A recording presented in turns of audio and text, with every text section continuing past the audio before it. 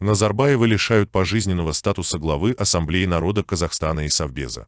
Соответствующий закон одобрен и направлен на рассмотрение в Сенат парламента.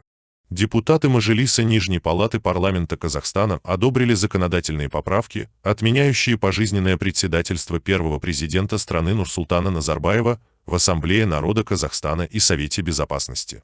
Такая норма предусмотрена в проектах законов о внесении изменений и дополнений в Конституционный закон Республики Казахстан, о выборах в Республике Казахстан и о внесении изменений в закон Республики Казахстан о политических партиях. В Мажилисе отметили, что редакционные поправки связаны с уже принятыми и обнародованными решениями о том, что Ассамблею народа Казахстана и Совет Безопасности возглавляет действующий президент страны.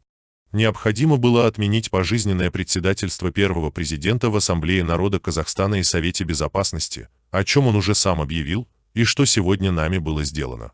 Ваш покорный слуга участвовал в этом историческом решении Мажилиса, написал депутат Канат Нуров на своей странице в Facebook. Одобренный Мажилисом закон направлен на рассмотрение Сената.